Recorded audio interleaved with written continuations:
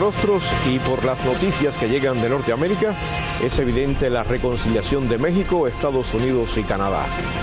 Los líderes de estas tres naciones dejaron a un lado sus diferencias y se comprometieron a impulsar la cooperación en temas comerciales, de inmigración y de seguridad nacional.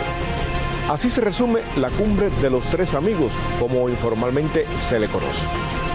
López Obrador, el anfitrión, se mostró hospitalario y generoso en materia migratoria. Según Joe Biden, los tres son verdaderos aliados. Y Justin Trudeau remarcó el potencial de la región, cuya economía supera a la de la Unión Europea. Pero uno de los desafíos más trascendentales que se abordaron en la cumbre, pues fue el tema migratorio, algo que repercute en otras naciones latinoamericanas. Estados Unidos retornará hasta 30,000 personas mensuales a México, una responsabilidad delegada a tierras aztecas que a la larga pudiera ser un problema para el gobierno mexicano.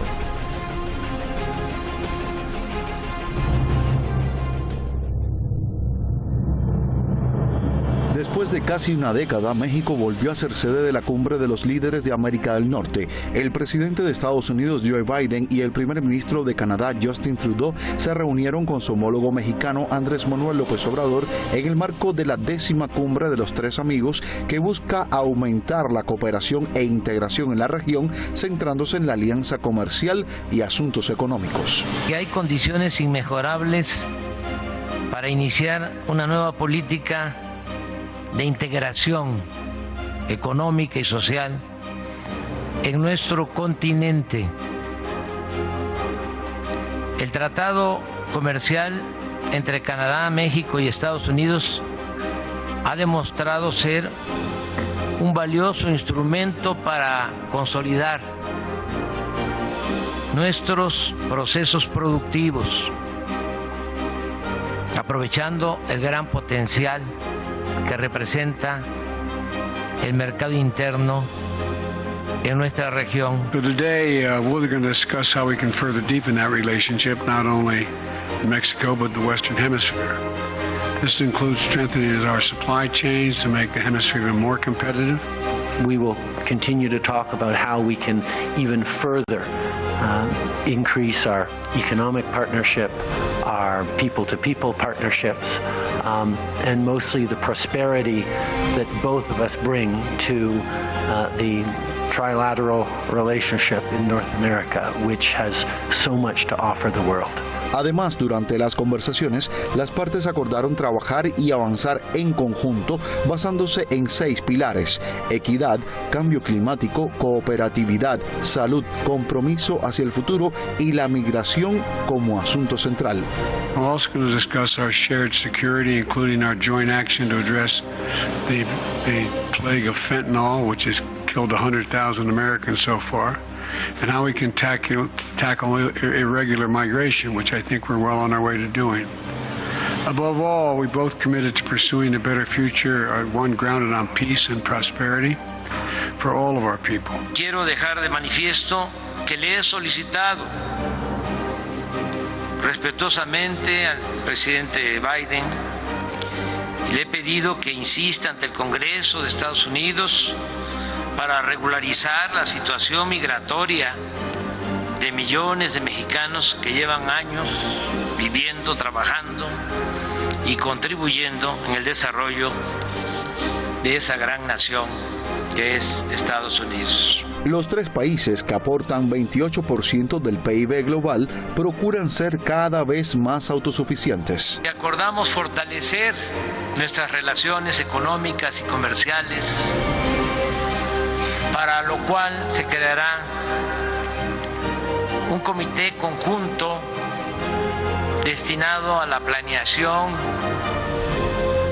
y a la sustitución de importaciones en América del Norte, procurar ser cada vez más autosuficientes. La última vez que los tres amigos se reunieron fue en noviembre de 2021 en Washington, mientras bajo la presidencia de Donald Trump no se celebró ningún encuentro.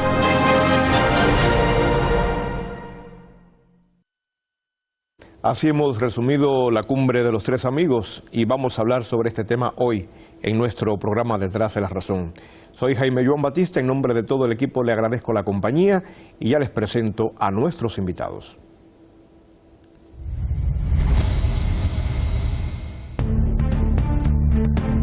Hoy conversamos con Eduardo Luque, analista internacional. Él está en Barcelona. Eduardo Luque también es un activista contra la guerra.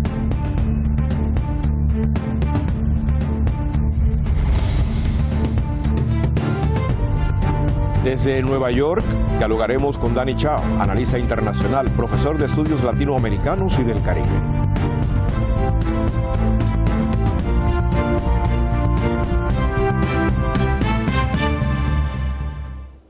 Bienvenido Luque, bienvenido Danny, ¿qué tal están? Buenas tardes, gracias por la invitación. Luque, ¿me escuchas?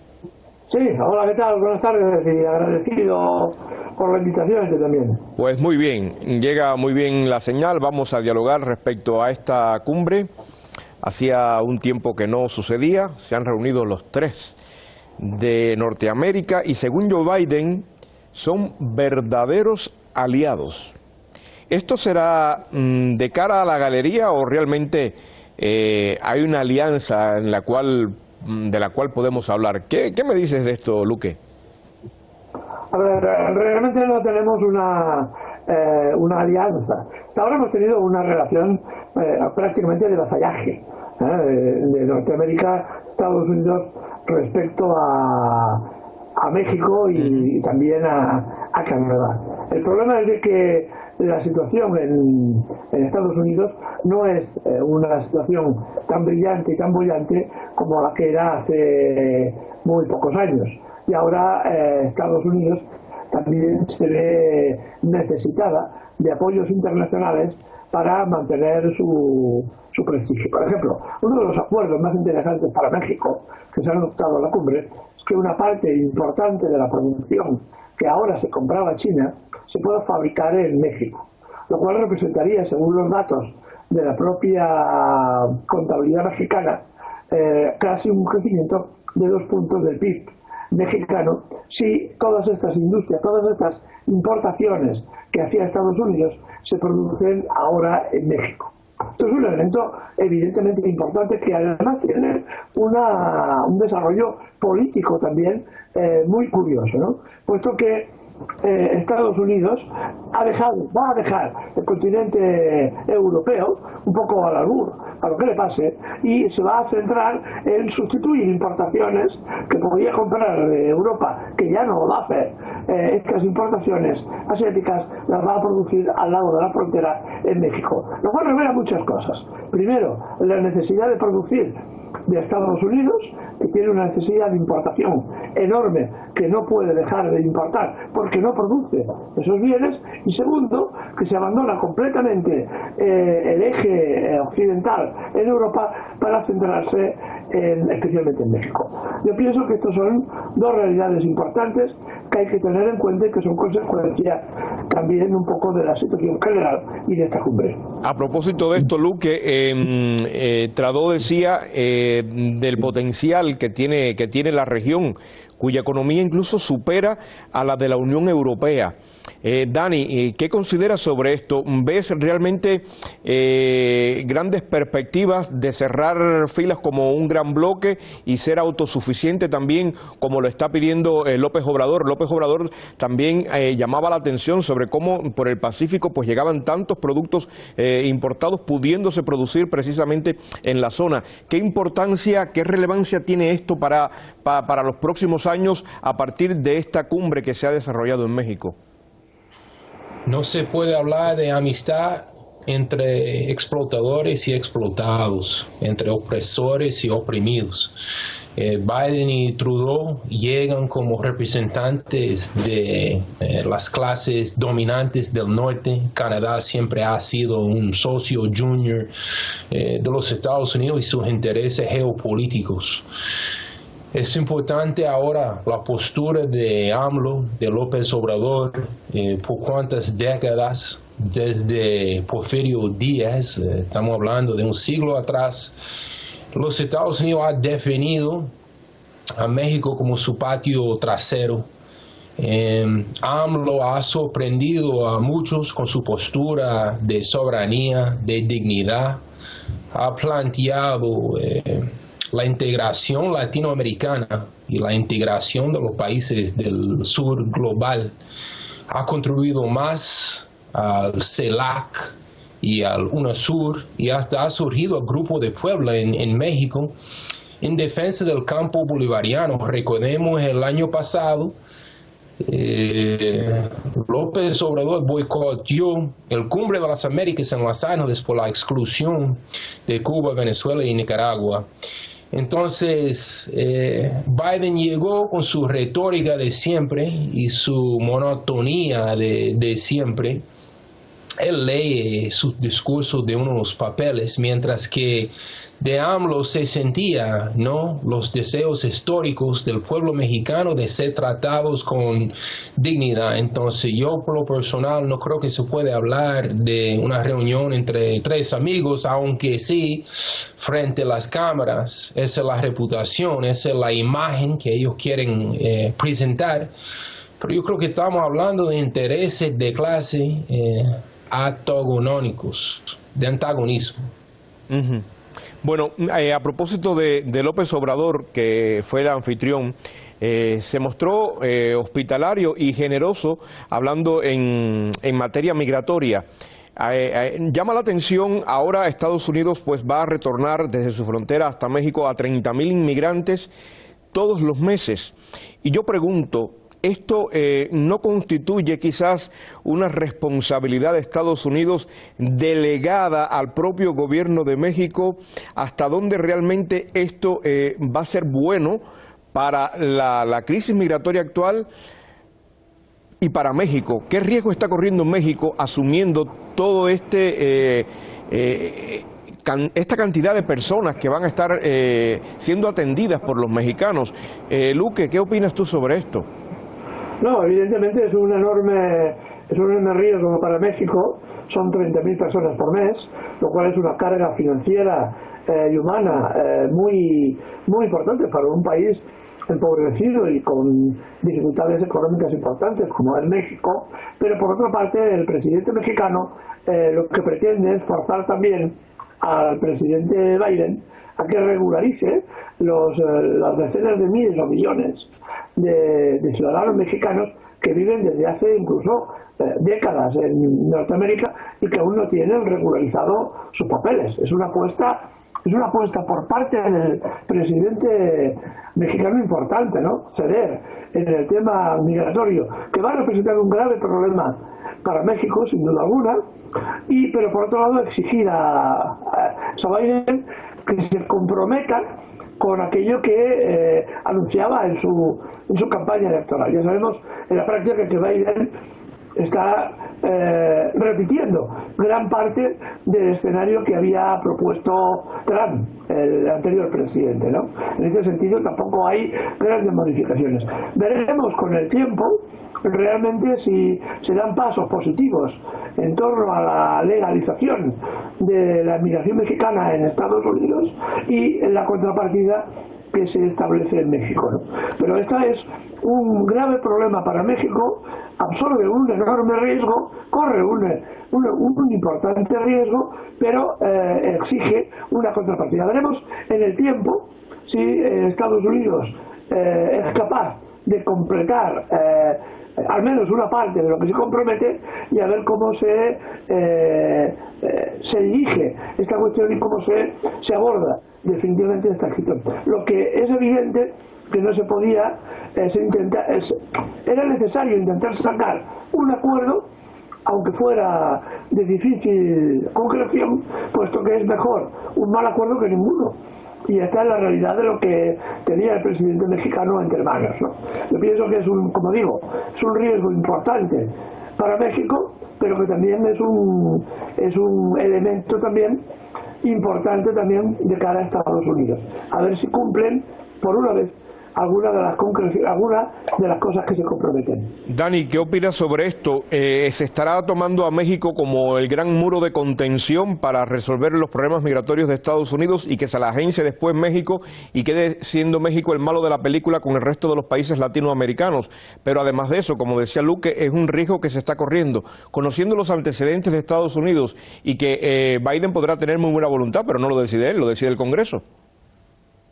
Así mismo es, México no es responsable de cuántos siglos de saqueo de Sudamérica y del Caribe que ha resultado en esas crisis. No es una crisis de Biden, no es una crisis de migración, es una crisis de un sistema económico que no funciona para la gran mayoría, los casi 700 millones de latinoamericanos. Entonces eso de ofrecer ahora 30,000 visas para Nicaragua, Cuba, Venezuela y Haití es muy interesante, que han agrupado esos cuatro países juntos, precisamente los cuatro países más bloqueados por los Estados Unidos. Mientras los factores principales en muchos países es el hecho de ser el patio trasero de los norteamericanos, de ser una neocolonia. En el caso de los países bolivarianos y por la gran resistencia en Haití contra el imperialismo, han castigado a esos países económicamente, con sus guerras de inteligencia, sus guerras económicas, y eso es lo que ha impulsado en el último año y pico, 200,000 cubanos han tenido que salir de su patria. Hemos visto 6 millones de venezolanos que se han ido de Venezuela huyendo de esa guerra de Obama y las sanciones que se impuso a Venezuela en el 2014.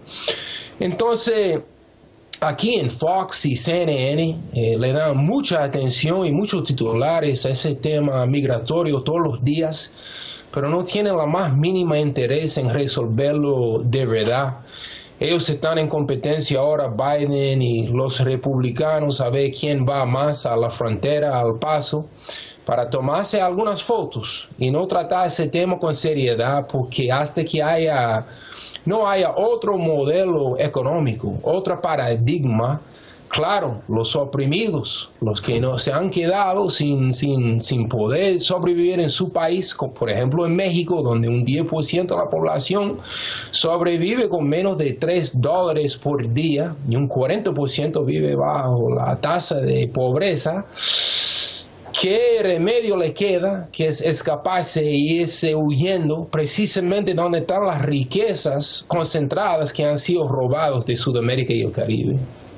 Bueno, para otros medios de prensa, Luque, los tres amigos, o sea, la cumbre, pues ha sido para aprovecharla, para hacerse fuertes ante las críticas que afrontan en sus países estos líderes, para impulsar sus agendas regionales y relanzar su imagen. ¿Qué opinas de esto? ¿Hasta dónde realmente coincides o no con esta postura que han divulgado otros medios de comunicación, sobre todo europeos? No, evidentemente estamos frente a una escenificación. Como decía mi amigo el concretulio, Dani. Realmente, esto es amigo Dani, realmente esto es una escenificación.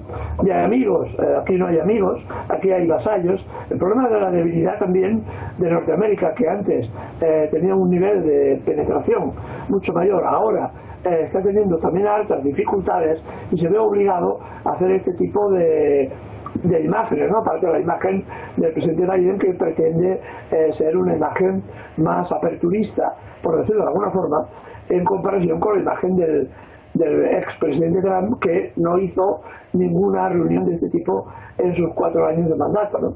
Y esto es evidentemente. Pero aún así hay que plantear, en estos casos, hay que plantear determinadas reivindicaciones y determinadas conclusiones para presentarlos a la prensa y a la población, y que en todo caso sea la población la que vea después si se han cumplido o no se han cumplido alguna de las premisas sobre las que se asientan estas reuniones. Yo soy bastante pesimista en el sentido de que realmente se apliquen gran parte de las conclusiones. Ya digo que es mucho de significación teatral lo que se hace.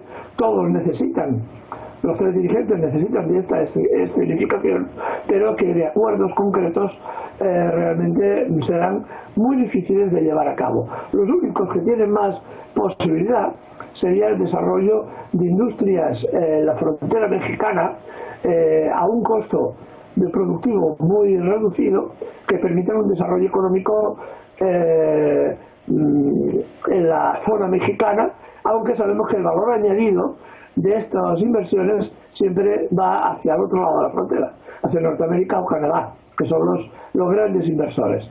México necesita grandes inversiones y este sería uno de los elementos positivos, entre comillas, que habría que cuestionar también, que se pueden obtener de este tipo de reuniones. Por lo demás, es más una cuestión de esperar y ver, que no de creerse ni poco ni mucho las conclusiones que sacan de estos encuentros internacionales. De hecho, Luque, ampliando las inversiones en México, pues quizás hasta se detiene un poco la migración de los mexicanos hasta Estados Unidos, porque la fuente de empleo pues crece en el propio país mexicano y hay compensación de intereses tanto para Estados Unidos como para los Estados Unidos mexicanos. Dani, ya estamos llegando al final del programa, pero en tu opinión, haciendo un balance, ¿qué ha sido lo más trascendental, lo más importante de esta cumbre para ti? Hay varios puntos que quiero destacar para concluir. El fentanil, aquí nos estamos muriendo, específicamente la juventud norteamericana. El año pasado perdimos por encima de 100,000 de nuestros ciudadanos por la crisis de opioides, de fentanil. Y todos los días están echando la culpa al gobierno mexicano. Pero aquí hemos vivido esa pandemia de heroína, de drogas, hace varias décadas. Ahora es muy conveniente decir que son los chinos que están traficando toda esa droga a través de México. Trump ha salido en Truth Social, porque ya no está apareciendo en Twitter todavía por una decisión propia de él. Trump está diciendo que va a ser muy duro con los carteles. Yo creo que es muy fácil hablar con ese tono, con esa retórica, pero ¿quiénes han sido los principales traficantes de drogas en las últimas décadas? Aquí cada día en el Bronx, en Harlem, nosotros preguntamos de dónde viene toda esa droga, porque no lo fabricamos aquí no tenemos esas fincas, y de dónde vienen todas esas armas. Entonces los Estados Unidos siguen importando y exportando cuántas armas y cuántas drogas. Sería muy difícil ellos decir que son un socio o un amigo de México y de América Latina cuando se trata de una relación de desigualdad y de explotación.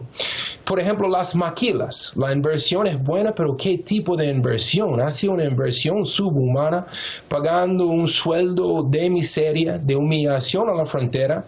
De verdad, Biden debe de volver con otra propuesta, una propuesta de igualdad, de dignidad, de respeto por la soberanía mexicana y de Centroamérica y todo el hemisferio, y se debe de plantear restituciones. En inglés nosotros decimos reparaciones por toda la tierra indígena mexicana robada, California, Texas, Arizona, etc. Y por cuántos años de explotación al pueblo mexicano, que recuerda aquel viejo refrán: pobre México, tan lejos de Dios y tan cerca a los Estados Unidos. Gracias, Dani, por tu criterio, por tu opinión. Agradezco también a Luque. No sé si quisieras aportar algo en 30 segundos, Luque, para cerrar el programa. Sí, yo diría que coincido con el amigo Dani, que efectivamente el gran problema, uno de los grandes problemas es el tema del fentanilo y el tema de la epidemia de opiáceos en Estados Unidos, que yo lo olvidaría, pero ya lo hemos hablado en algunas otras ocasiones, que gran parte de la droga venía de la guerra de Afganistán, que es otro de los elementos que también deberíamos reflexionar en su momento, ¿no? La relación que hay entre la guerra de Afganistán y el incremento de opiáceos en Estados Unidos y la gran crisis de mortandad sobre todo a la gente joven que se está produciendo en ese país. Gracias, Luque. Gracias, Dani. Un abrazo desde Teherán. Un gusto haber compartido con ustedes este análisis sobre la cumbre de los tres amigos. Un abrazo. Hasta la próxima. Así vamos llegando al final de nuestra edición de jueves. Ha cerrado la cumbre de los tres amigos. Atrás quedaron los exabruptos y las amenazas que caracterizaron las relaciones durante el mandato de Donald Trump. Y sin duda, ahora hay un mejor escenario para el diálogo y también para la cooperación regional contra el narcotráfico, para crear mecanismos para una migración ordenada y convertir a Norteamérica en una zona autosuficiente para su suministro comercial. Al menos así ha quedado dicho en esta cumbre y transmitido por los medios de comunicación. Si pasa o no, ya veremos. Solo deseamos desde aquí, desde nuestro programa, que la armonía de esta reunión pues se materialice en las políticas económicas y sociales cotidianas. Gracias por acompañarnos. Estaremos de regreso mañana viernes por Hispan TV, Detrás de la Razón.